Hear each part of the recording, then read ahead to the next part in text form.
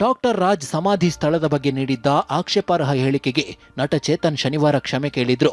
ಇದೀಗ ಮತ್ತೆ ಉಲ್ಟ ಹೊಡೆದಿರುವ ಚೇತನ್ ಅಹಿಂಸಾ ತಮ್ಮ ಹೇಳಿಕೆಯನ್ನ ಮತ್ತೆ ಸಮರ್ಥಿಸಿಕೊಂಡಿದ್ದಾರೆ. ನನ್ನ ಮಾತಿನ ಮೇಲೆ ನಾನು ಇಂದು ಕೂಡ ನಿಲ್ಲುತ್ತೇನೆ ಎಂದಿದ್ದಾರೆ.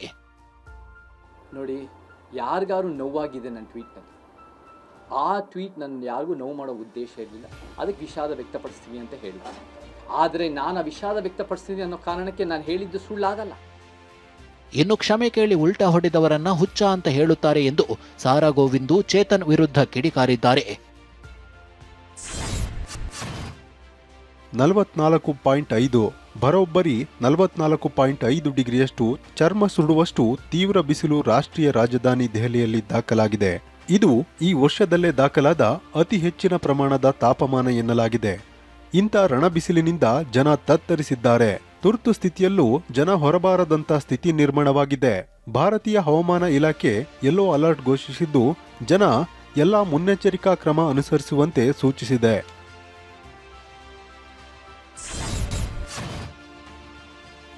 ಸಾಂಬಾರ್ ಮಾಡಿಲ್ಲವೆಂದು ತಂದೆ ಬೈದಿದ್ದಕ್ಕೆ ಮನನೊಂದ ಪುತ್ರಿ ಆತ್ಮಹತ್ಯೆಗೆ ಶರಣಾಗಿದ್ದಾಳೆ. ಮಧ್ಯಾಹ್ನ ಊಟಕ್ಕೆ ಸಾಂಬಾರ್ ಮಾಡಿಲ್ಲ ಅಂತ ತಂದೆ ನಟೇಶ್ ಮಗಳು ಸೌಜನ್ಯಗೆ ಬೈದಿದ್ದಾರೆ. ಬಳಿಕ ತಂದೆ ಪಕ್ಕದ ಮನೆಗೆ ಸಾಂಬಾರ್ ತರಲು ತೆರಳಿದ್ದು ಅಷ್ಟರಲ್ಲಿ ಸೌಜನ್ಯ ನೇಣಿಗೆ ಶರಣಾಗಿದ್ದಾಳೆ. ಚಿಕ್ಕಮಗಳೂರು ಜಿಲ್ಲೆ ಮೂಡಿಗೆರೆಯ ದೇವವೃಂದ ಗ್ರಾಮದಲ್ಲಿ ಘಟನೆ ನಡೆದಿದೆ. ನಿಶ್ಚಿತಾರ್ಥದ ಮುನ್ನಾ ದಿನವೇ ಯುವತಿ ಪರಪುರುಷನ ಜತೆ ಪರಾರಿಯಾಗಿರುವ ಘಟನೆ ಹಾವೇರಿ ಜಿಲ್ಲೆ ಹಾನಗಲ್ನ ಶಂಕರಿಕೊಪ್ಪ ಗ್ರಾಮದಲ್ಲಿ ನಡೆದಿದೆ.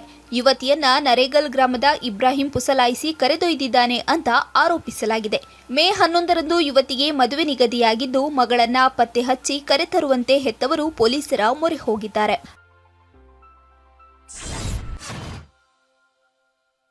ರಾತ್ರೋರಾತ್ರಿ ದುಷ್ಕರ್ಮಿಗಳು ವಕೀಲೆಯ ಮನೆ ಮೇಲೆ ಗುಂಡಿನ ದಾಳಿ ನಡೆಸಿದ್ದಾರೆ. ಬೆಳಗಾವಿ ಜಿಲ್ಲೆ ಮಂಡೋಳಿ ರಸ್ತೆಯಲ್ಲಿರುವ ಪೂಜಾ ಕಾಕತಕರ್ ಮನೆ ಮೇಲೆ ಅಪರಿಚಿತರು ಗುಂಡು ಹಾರಿಸಿದ್ದಾರೆ. ಮನೆಯ ಗ್ಲಾಸ್ ಮೇಲೆ ಫೈರಿಂಗ್ ಮಾರ್ಕ್ ಬಿದ್ದಿದ್ದು ಗುಂಡು ತಗುಲಿದ ಗ್ಲಾಸ್ ಸ್ಯಾಂಪಲ್ಗಳನ್ನು ಎಫ್ಎಸ್ಎಲ್ಗೆ ರವಾನಿಸಲಾಗಿದೆ.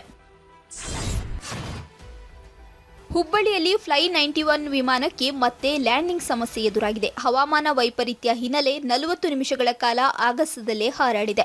ಹೈದರಾಬಾದ್ನಿಂದ ಹುಬ್ಬಳ್ಳಿಗೆ ಬಂದ ವಿಮಾನಕ್ಕೆ ಲ್ಯಾಂಡಿಂಗ್ ಸಮಸ್ಯೆ ಎದುರಾಗಿದೆ.